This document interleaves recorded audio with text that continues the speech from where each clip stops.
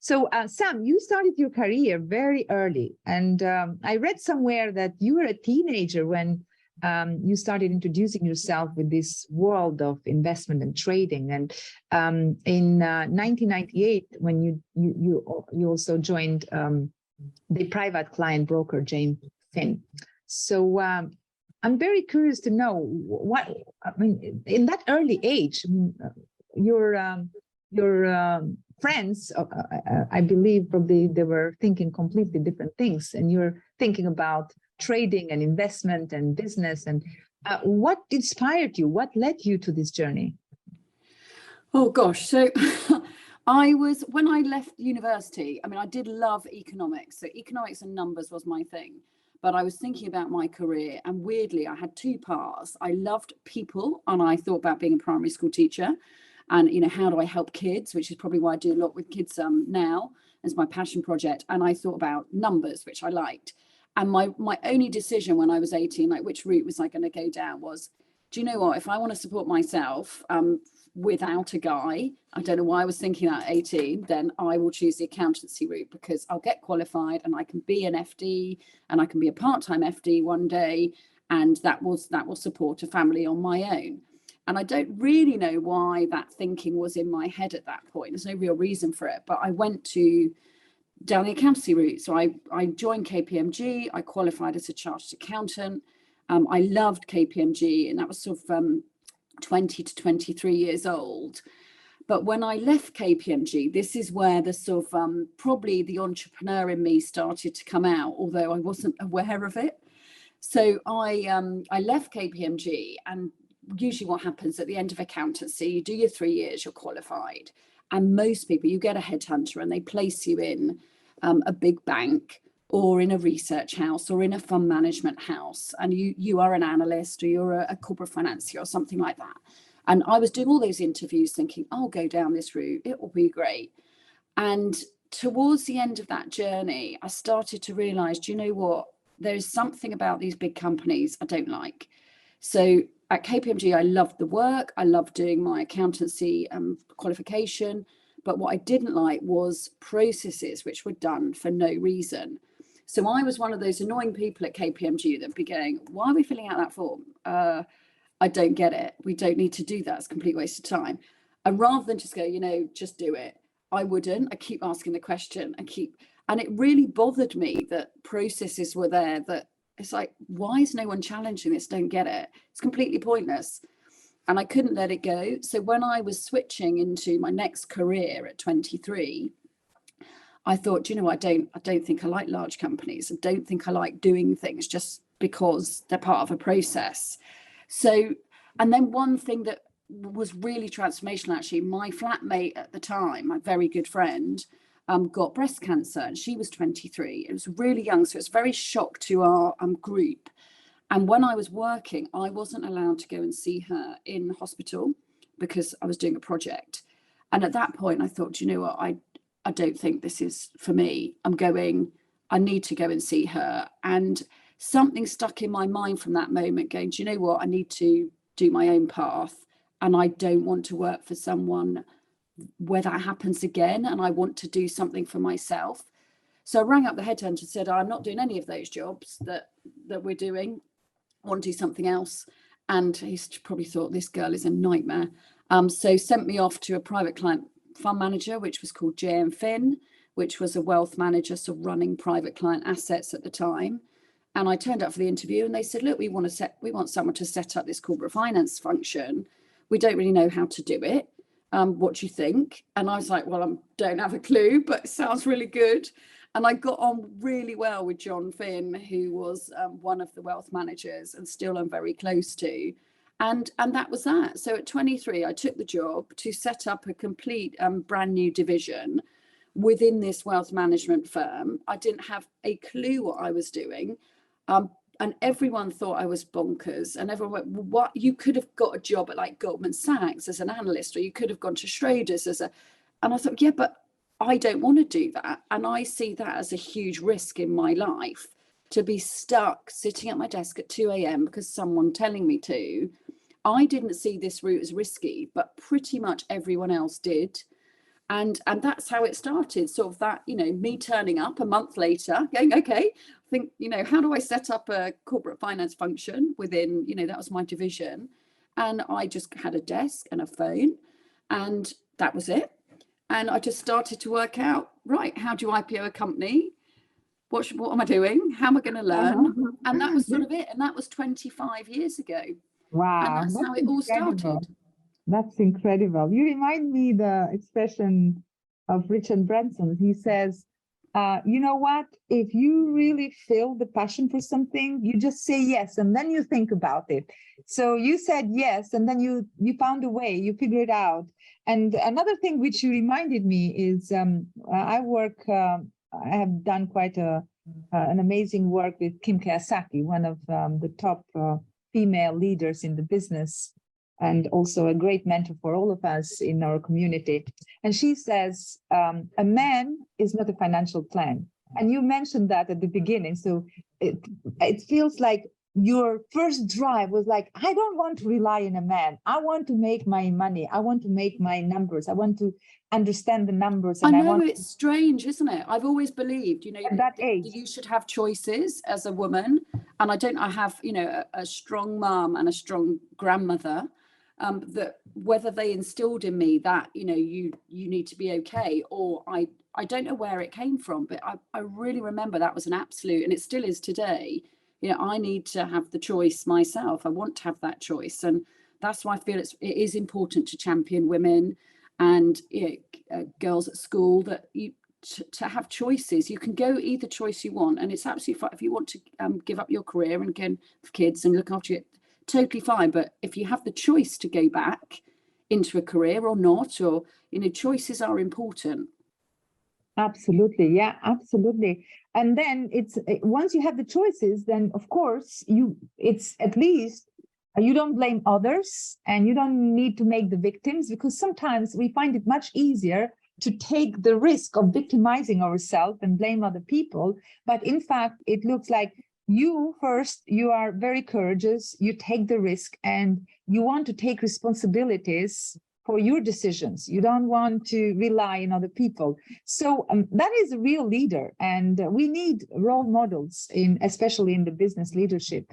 So what happened next? Because very soon after you founded the firm, and then also you participated on lots of transactions and sales. So this is something that you learned on the way, or it's something that you had a mentor that guided you, or how did you build the confidence in this industry? So I think it was very much learn as you go. So if I think about it, when I joined that division and there was nothing there, it was sort of let's set it up. It actually took 10 years to build something that was credible.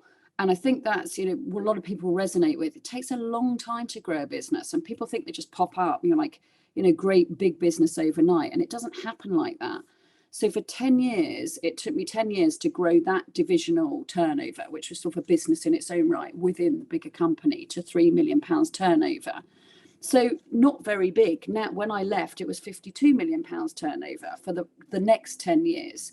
So if you think about that, first 10 years was just going from me with a desk and a phone, you know, a couple of years going, how do you do this corporate finance thing? What's it all about? Winning a few clients, raising them some money. And we were very much head down. We didn't market. We didn't have the money for marketing. We just had to reinvest all of our profits back into new hires, you know, which is what everybody does at the start of a business. You know, that first hire you make is a big deal.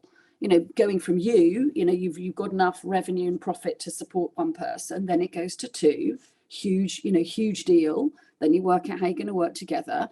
Then there's a third person in the team. Then there's a fourth. So it was very, very slow progress with no marketing spend, just doing a really, really good job for our clients. And our ethos was, you know, if you treat small companies as if they were the biggest, most important client in the world, then they will come back to you. And whatever happened in the wider economy or whatever happened in the business, we would raise them the money. We would get that transaction done, no matter what. So this sort of tenacity of, don't worry, we've got you, you know, we can empathize with you, we can talk you through this journey. What made me really realize what goes on in the finance world is do you know what, anyone can really learn how to float a business. You can read a book, you can, you know, I was ordering law guides and this, that and the other, and you can read it and you know how to float a company. That's not the hard bit. What is the hard bit is, how do you get in under the skin of the CEO that you're advising? And that's where my people skills sort of came into play. And that's what I really loved about building the business. It was, how do you work with people to really understand what they're going through? So any company that raises money, wants to IPO, you know, wants to exit, wants to build, wants to grow, wants to take some debt on, they're not thinking it's a process. They're thinking, my God, you know, I'm losing control. I've got the problem with, do I bring non-execs? What will I feel like that? You know, have I got a key member of staff I'm worried about? They might leave. Have I got 2 big contracts that I'm really nervous about? That's what, you know, CEOs wake up at night thinking about. You know, and when am I going to run out of cash? All those sorts of things. They don't wake up and think, well, how am I going to write a document that, you know, looks really good? And that's not what people do. So what I think I learned over those first 10 years was very much finding the right people in the team, and what was the actual nugget that was making us successful, and what did the market need? And it was that empathy, that taking someone through a journey and utterly caring about them and their journey. And in the finance world, and maybe it's got a bit better now, but then it was not there. That wasn't what the finance world was about. It was about, you know, where's my bonus? I want to get paid a lot. I want to get some deals done. It wasn't about, how can I help you, the client, build your business to create something. Right. So that's the first 10 years of that, was just doing a good job, being available for clients, putting our, you know, our vision for the business front and center. So when we did the buyout 10 years later, was only really because we kept growing. We got to 3 million turnover and we said, okay, how do we grow to the next stage? And it was the pivot point, and in every industry it's different, but where you get to the stage of, you think this is now a lot of money, to, we'd grown it by adding 1 person at a time, a few more clients come in, you still make some money, you reinvest your profits in the next person. Then it was the point 10 years later where we thought, we need to go to the next stage to grow, to get it from 3 million to 10 million turnover.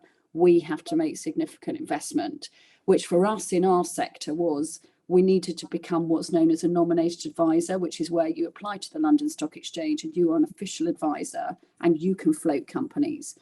So at that point, it was about £500,000 investment, which at that point we couldn't have just used our profits to recycle in. So we said, well, we need to have some equity. Yes, we will put in the £500,000, but you need to give us some ownership. And that's what prompted the buyout, because the parent company were like, well, we don't want to give you any equity in our parent company. So then after 3 years, I had to say, right, let's buy it out. So we completed a management buyout in 2007. So 10 years after the day of, where's my phone? What am I doing? How to float a company?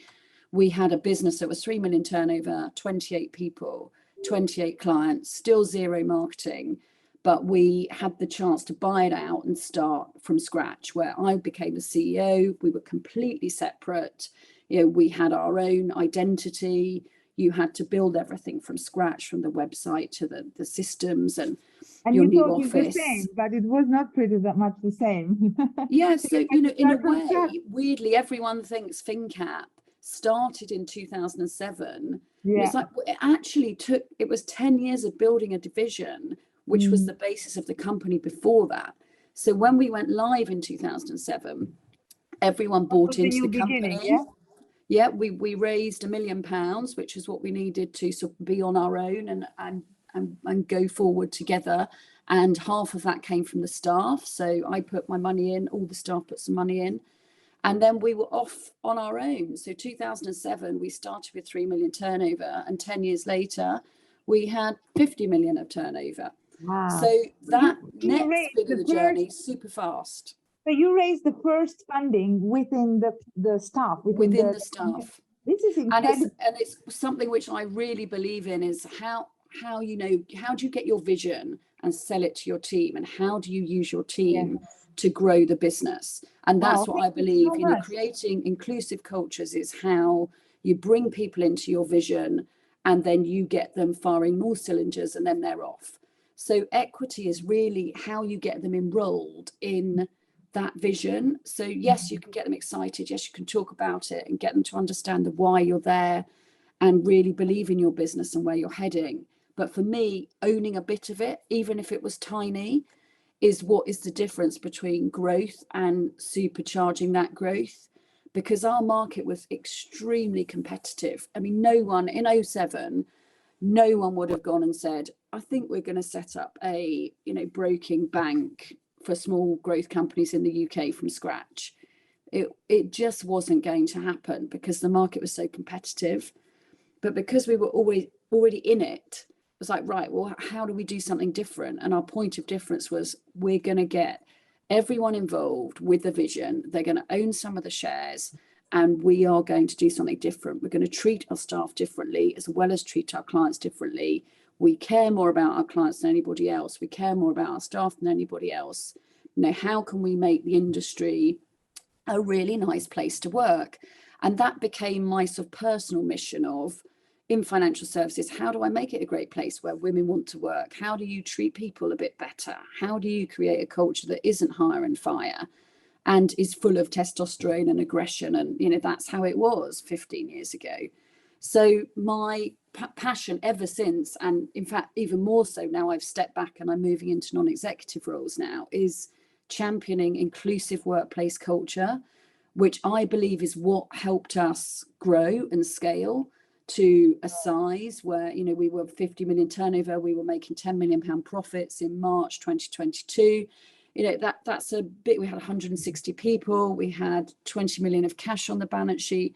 It was a proper business in 2022 when I left. So, that was because, and there was no market increase. It wasn't, the market did not grow. We just took market share in a market that was already there. So I think, well, how did we do that? How do we become nowhere to being the leading advisor, floating companies on AIM? How did we do it? Exactly. And I think it was the culture. Okay, so I have been keeping some notes, and I can see the ladies are keeping notes as well. This is like a real powerful masterclass. So first of all, thank you for sharing with us that it takes time. We know it takes time, but sometimes we feel down because we see these successful companies that make millions in a year, in 2 years. And sometimes we come together in open forums and say, keep going, because entrepreneurship needs resilience. And it's not such thing that it's overnight, as you said. And it's never overnight. It just isn't. 10 years. Thank you. Because ladies, are you listening this? Don't give up. I know there are always new businesses all the time. I see in our community, women starting up new projects, new initiatives, new businesses. And it takes time, and it takes resilience, and it takes strength. Another thing which you also mentioned is people.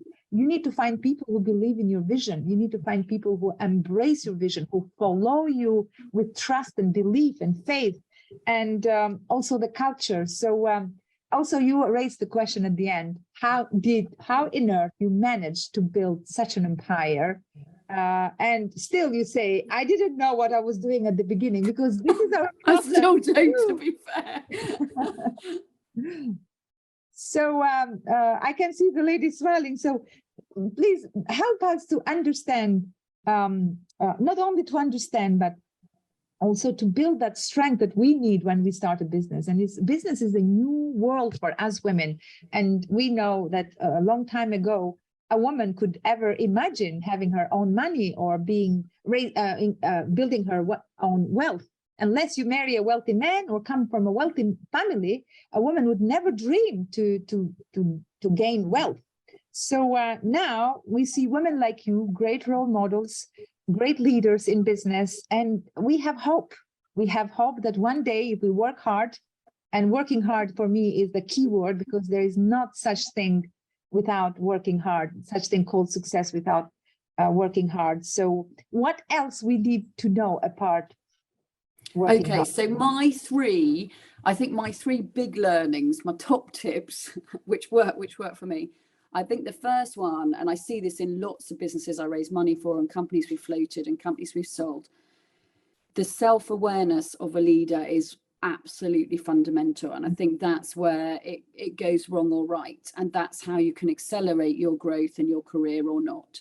And self-awareness is so fundamental, that you're constantly looking at, what am I good at, but what am I not so good at? Doesn't matter that you're not good at things, because you can work on those, but you need to be aware of what you're good at. And so self-awareness is, and you can help by using coaches and things to sort of see into that awareness a bit more. And I'm a great fan of coaches, but for 10 years, I didn't have a coach. It was only after 10 years I got one.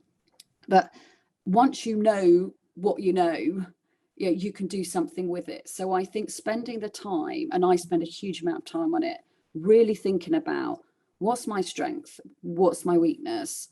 What can I do about it? Because that means when you bring new people into the team, you find a skill set that maybe you don't have, if you're honest about it, and you build a great team. Always being, okay, questioning, what can I do better at? Always being humble about it. And I think that's where women are fantastic leaders, because I think self-awareness is generally quite high. So I think that's important. I think sometimes we have that imposter thing where you're like, I'm rubbish at everything and I'm no good at, I'm no good at this, that, and the other. And that's, it's annoying, because I have that still to this day. It still happens. We think, what am I doing in this boardroom talking about this? But I always use it as a positive, because I think I am aware I'm not sitting there at that person at the table that everyone's going, oh my God, I don't want to work for them. So self-awareness, utterly key. The second one, once you've got that awareness, is constantly pushing yourself out your comfort zone. So I've always, every year, think, okay, what am I weak on? What don't I like? What do I need to get better at? So whether it's, finances aren't your thing, whether it's, for me, it was public speaking. I was petrified. I mean, I've done so much work on it. Now you'd think, okay, I really like it. And I probably do a little bit. But when I started my first speech ever, I had 3 months of training and I was sick twice before I went on stage. It was horrific. But no one would have thought I wasn't, confident, but I was petrified.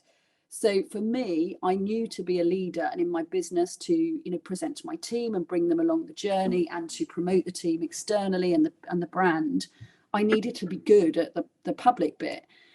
So I just did loads and loads of training. I did loads of stuff which pushed me outside of my comfort zone, even being videoed by trainers and looking back at yourself and going, oh my God, I'm doing that funny mannerism thing.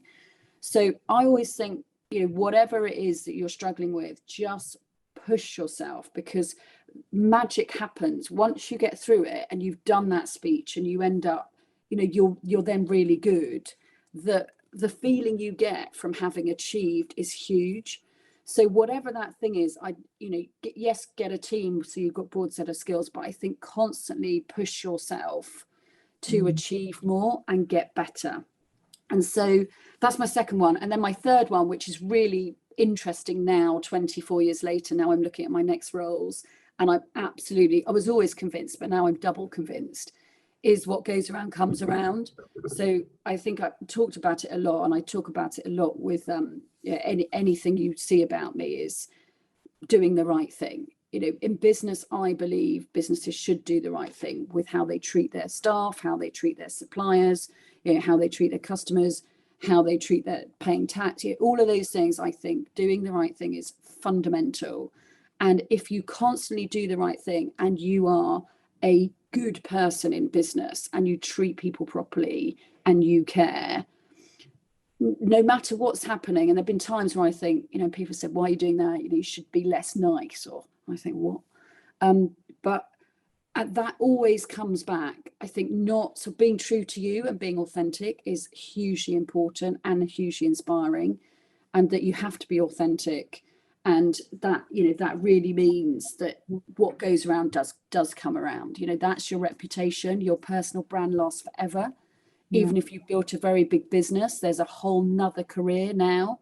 Certainly for me, but for everybody, there's chapters of your life where there are different careers. You go and do something else. And it's amazing what contacts and how you treated people quite often come round in the weirdest of ways.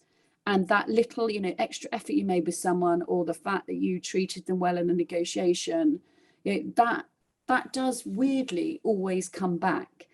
So those are my 3 fundamental principles that I always work on. Always be aware, always be learning, get whatever guidance you need. I love coaches, but not everybody does. So, then make sure you push yourself out of your comfort zone, and then always just be true to you and do things the way you want. And when I started, I was the only female one. So let me reach I think I out was then. still when I left. I thought I should be like them, and actually, no, you have to do it in your way, and that's your point of difference. And I think it's women's time now. It is our time to lead. Oh, yes. Suddenly the door is opening. We've been pushing at this shut door for me for 24 years, certainly in financial services, and now it is open. And I think the time is for better leadership, for better business, more inclusion, and run things in an authentic, much nicer way. And I think that is women's time, really. Oh, absolutely. Oh my God, you're speaking our language. It's a music in our ears. Because it never has been a better time to be a woman. And honestly, when I hear sometimes women complaining, said, just remember about your mother, your grandmother. She would never, ever dream to do the life that we are doing now, to have choices that we have now, to be able to take decisions, to be able to have a voice, to take a mic. Because our mantra in our community is, if you want to empower a woman, give her a microphone. And public speaking, as you mentioned, it's absolutely a big thing for us. But you brought 3 very important factors that are going to help women in building their own business. Self-awareness. You need to know what you know. And probably we use this expression, you don't know what you don't know. But we definitely need to raise this awareness and be and claim our gifts and our talents and be able to utilize and use our resources properly. Comfort zone, definitely, because we are very good on this. We are scared to get out of the comfort zone. So thank you so much for bringing this and elaborating on this. And authenticity. I mean, I think women are really good on that. We care for other people. We always put ourselves at the bottom. And we sometimes we do the opposite. What is out there in a different culture, coming from a different culture from the past. But we really care about people and we treat people nicely. At least this is what I have seen in our community. So one thing which I wanted to probably, if you can guide us a little bit, what I have one challenge that I have realized in our community is the confidence. Because you may have the knowledge, you may have the competence, but you may lack that confidence. And sometimes women have that, but they are not aware for the power that they have. And I can see you have developed this very authentically and naturally over the years. So is it something that it comes like with a course or with practice or with a mentor, or you have it or you don't have it, and because it's important to have it. So what would you say, Sam? Well, I never had it, and I probably still don't have it. So, but I'm a great believer, like say, fake it till you make it, be aware, get coaching. Self-confidence has been my biggest issue for forever. So I was that girl in the class at school, I couldn't even put my hand up. I could not put my hand up. If anyone asked me a question, I'd just go under the table, which is why public speaking was such a big thing for me. But I think confidence and sort of that self-belief are 2 quite different things. And what I did have was a huge self-belief in I should be here, and also a huge sort of need to champion fairness. It's like, we do need to be here and someone needs to do something, and I'm going to do it. And, that drive, determination, having a real hunger, and confidence, I think, are 2 different things. And confidence you can absolutely learn. You struggle to learn having that drive, that belief, that is harder. But I think if you have something you believe in, you don't have to be confident, because you can get that. And that's where I've used coaches an awful lot to constantly, and I've had an amazing coach for the last 6 years, a lady it transformed my journey at finnCap to how I can really create a great business and have time for my daughter, who's 8 years old, because that transition was very difficult, sort of having a child and sort of dealing with that. How do I run the business and sort of bring up a daughter? And I'm also a single parent. So, coaching, yes, it can really help. Having that network, having that support, having other CEOs who are in a group that are honest, because I think that's what women are great as a network, is we are honest with each other. And I think it's very important for me to say, that there are all these issues. You don't sit there and go, God, I created this business that's £50 million turnover, making £10 million. It's come there. You don't think, oh my God, that's it, and it's that's the end. I don't have the confidence. I'm constantly growing. I constantly think, how am I going to do it? So I really think keep going. No one is confident, really. Whatever you see on the face of things, whatever you think is not reality. It's easy to have imposter syndrome. It's easy to think it's easy, and it's not, and no one finds it easy. But I hear you, and what I see here, the core point is that you have to keep investing in yourself, because your business can grow as far as you grow. So that's why sometimes when we see that our business is growing more than we have the capacity to deal with at the beginning, I found myself like really shaking. I said, oh my God, what is going on? I don't understand. I never did business before. And I remember I went to Tony Robbins, since we're mentioning coaches, Business Mastery in Amsterdam in 2018. And I don't know for what reason, he picked me up and I was shaking.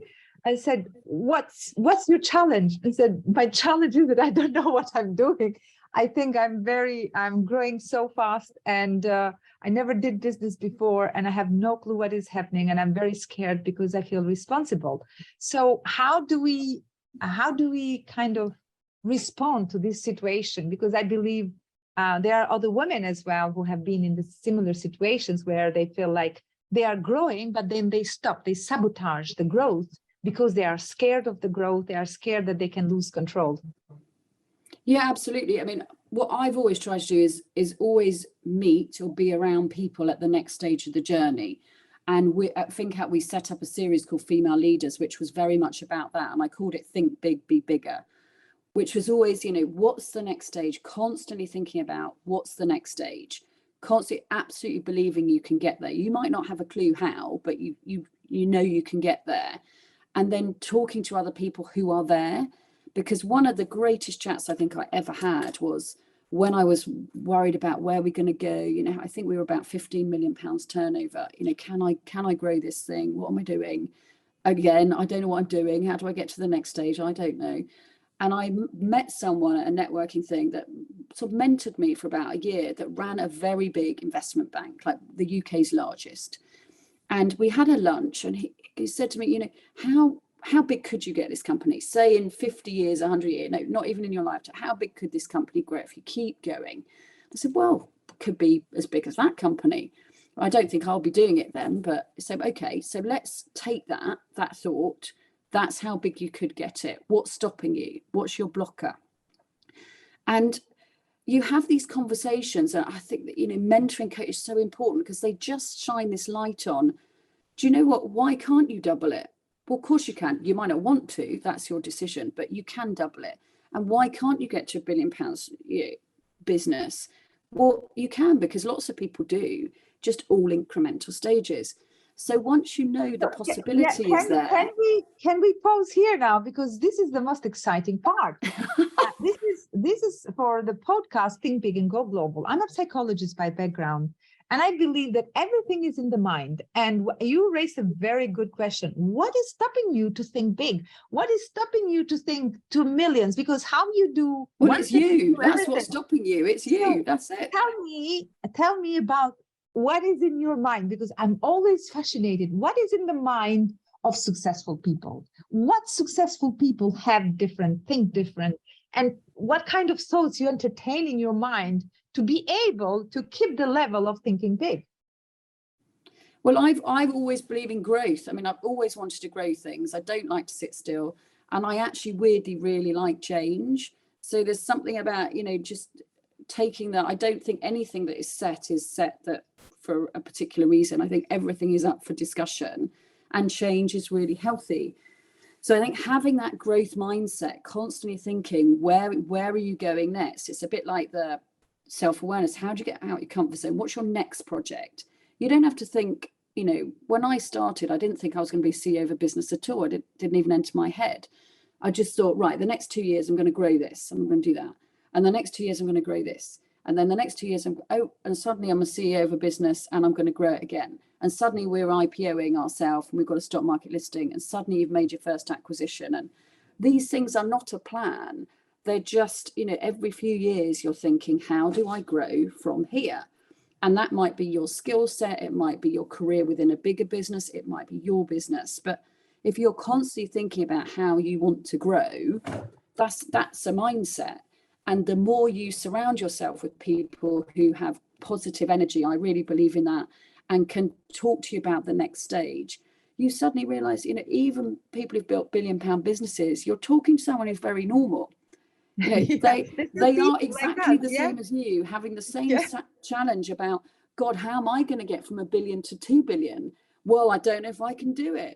And it takes so much to break that limited belief, though, because that's a very interesting thing. Also, for me, it took quite a while to work with myself, with my mindset, because I always used to see like, oh my God, these people are multimillionaires. And then when I started building my millions with my business, I thought, well, I still have insecurities. I still have fears. I still am the same person as I was before. But how do we overcome that? And always, what I'm learning here to share with the ladies is like, don't limit yourself. Don't be scared to go and learn from the best, from these people who have achieved what you want to achieve. So that's incredible. So you're saying that there is no limit. You can go as far as your mind can take you. Yeah, you can keep going. I mean, when I stepped back in September, I stepped back from the CEO journey, and this, finnCap's my baby. It's like my second child. So it's, it's a big thing. And I did think for one point, oh my God, what am I going to do next? What am I going to do? If I'm not a CEO, what have I got to offer? And that was a confidence thing again. Yet now I believe this next chapter of my career is sort of starting again. Yes, I built finnCap into that business. That's a part there. But now this next chapter is going to be the most exciting. And this is what I want to do. And this is the impact I want to make. And I'm sort of shifted into the next piece. But that was a real crisis of confidence. And again, different coaches, different friends helping you through it. But everything is the next chapter. It can be as exciting as you want it to be, if you're positive and you can believe, you believe it happens, and surround yourself by people that can help you on that journey, not with people who can sometimes bring you down. And I think we've all had that, people who sit there and they're negative and think you can't do it. And, you need to surround yourself by people who are positive, or if you haven't got people who are positive, find them, read, listen to, we've got the age of, you can find anything online, TED Talks. I love that. If I'm feeling a bit down, I'll listen to some now TED there is talk no of excuse. someone. You can find everywhere. Long time ago, not long time ago, to be honest, not that long time ago, but there was a time where I was hungry to learn, but I couldn't access anything. We didn't have TV. We didn't have internet. We didn't have library. We didn't have access to any resource. And nowadays, there is no excuse. There is so much available out there, so much. So definitely, I love what you're saying. And it's hard to do it. I think this is important to say, without, passion for what you're doing. And what I was lucky to have was financial services my passion? Not particularly.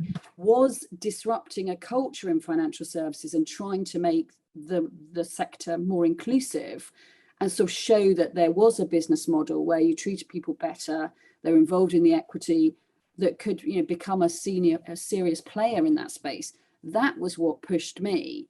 So finding, what is your thing, what is something that you feel proud of and passionate about, gets you up and excited, is really key. Because if you're not excited about it and you're not passionate, Yeah, which is why I'm doing so much work with education. It's like, kids don't just have to follow an academic route. You've got to Yeah, find I their know you're passion. You've passionate got for to young ignite people as well, to something. help young people. That's Yeah.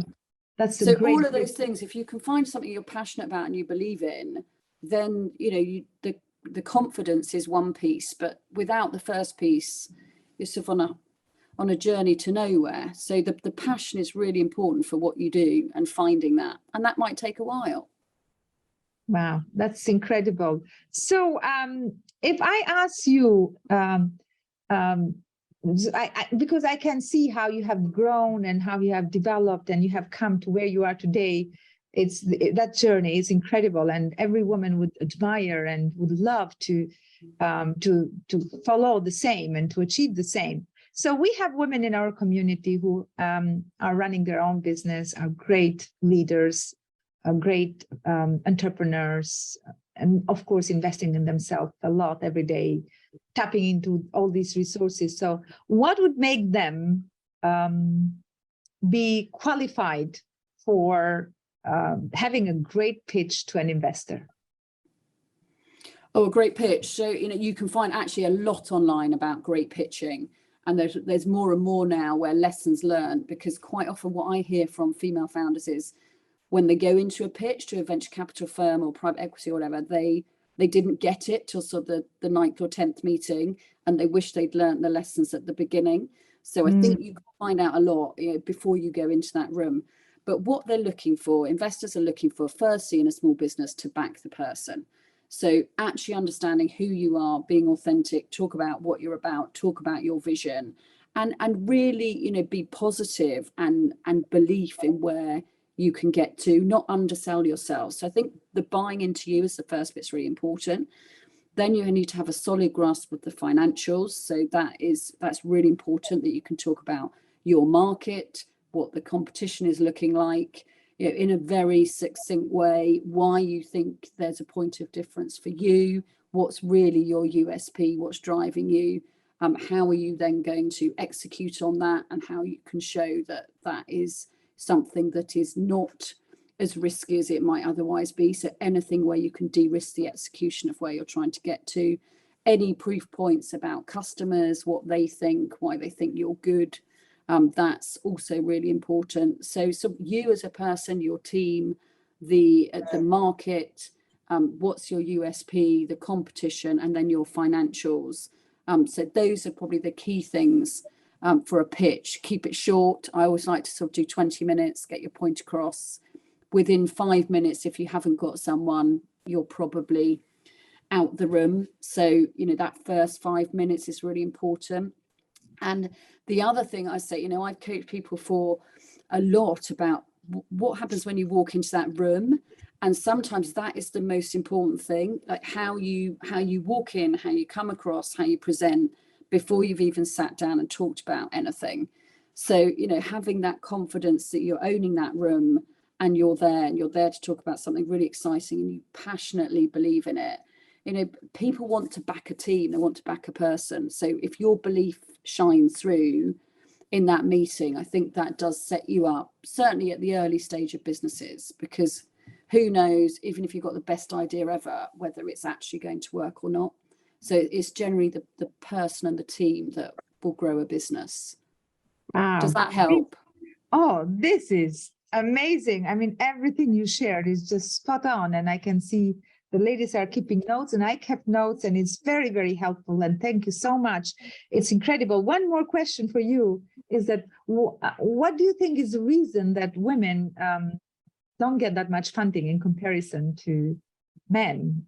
Because many reports show so that it's quite interesting. I'm on a task force, the government's task force for women-led high growth businesses. So we're trying to work out why women businesses don't scale. And the stats are that male-led businesses are more likely to grow over £1 million turnover by 5 times. So men are 5 times more likely to scale beyond £1 million of turnover than a woman. So that's sort of where we're starting from, because if you look at the stats there's lots of stats about 1% of money goes to women. Well, that's a quite a strange stat in my mind, because that's to all female teams. So there aren't many teams that are 100% female. So I look at the mixed teams where they're female led, but you might have a gender balance on your board. That percentage is about 16%. So 16% of money is going to female led businesses, not 100% female boards. But only 25% of pitches are going to venture capital. So the stats aren't that bad. That I feel the problem is that, not many pitches are getting to venture capital. And that is down to, again, you talked about confidence. It's about the network. It's about not understanding the jargon, not wanting to go through that process, finding it too daunting, not knowing how to connect to these various venture capital, because it's shown that your network, if you know someone and you've got a close contact, you're much more likely to get funded. So I think, being in that ecosystem in a way where you feel included is really important. So more women on the investment committee, more funds that are just backing female-led businesses. I think that's really important, who look like you, who are, you're more likely to pick up the phone to and say, can I have a conversation about, could I raise money? And feel like you can ask the stupid questions, which aren't stupid, but you're thinking, I don't want to ask. So then you never know. So I think it's a lot of the problem is it's a confidence thing. It's a not understanding the financial sector because it's so male and it's quite scary and it's full of jargon. So demystifying that language, making the language much more accessible, getting women leaders to understand the whole process, getting more women in the system, more women angels. So there's loads of work going on in the background to try and help more thank you so much to women. Well, thank you so much for making it so simple for us to understand, and also for being a champion to support women in this world of business.